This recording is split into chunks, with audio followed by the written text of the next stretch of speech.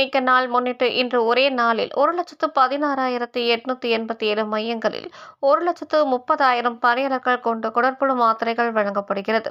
இதன் மூலம் 2,69,00,000 பேர் பயனடைய உள்ளனர். தமிழ்நாட்டில் உள்ள 2,642 மருத்துவர்கள் காலி பணியிடங்கள் நியமன பணிகள் நடைபெற்று வருகிறது. இந்த மாத இறுதிக்குள் முதலமைச்சர் அவர்கள் மூலம் பணி ஆணைகள் வழங்கப்படும். அதன் பிறகு மருத்துவர்கள் காலி பணியிடம் இல்லா சூழல் உருவாகும் என்று மருத்துவ மற்றும் மக்கள் நல்வாழ்வுத்துறை அமைச்சர் மா. சுப்பிரமணியன் தெரிவித்தார்.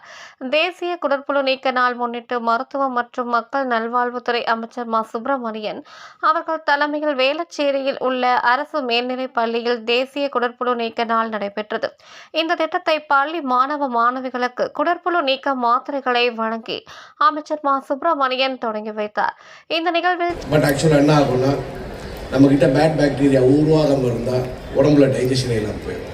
அதே மாதிரி 1 மணிக்குள்ளார உங்களுடைய லஞ்சை முடிங்க, பொழுது சாயும் பொழுது உங்களுடைய இரவு உணவை முடித்து விடுங்கள் என்று கூறுகிறார்கள். இப்படி இருக்கிறது. எந்த அளவுக்கு ஒரு அரசாங்கம் என்றால் பிள்ளைகளுடைய பருவநிலையிலே எல்லாத்தையும் தெரிந்து கொள்ள வேண்டும்.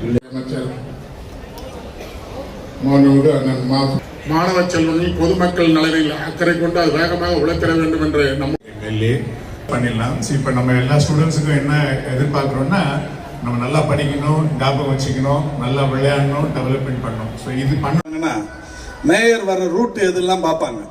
இப்போ இந்த ஸ்கூலுக்கு வராங்கன்னா இதுக்கு 4 வழி இருக்குன்னா 4 வழியிலையும் 4-2 ரோட சுத்தம் பண்ணி சுண்ணாம்பு போட்டு வச்சிருப்பாங்க ஓரமாக. ஆக இந்த ஒரு ஸ்கூலை ஒட்டி மட்டுமே ஒரு 10 தெரு நல்லா சுத்தமாகி சுண்ணாம்பு போட்டு வச்சிருப்பாங்க.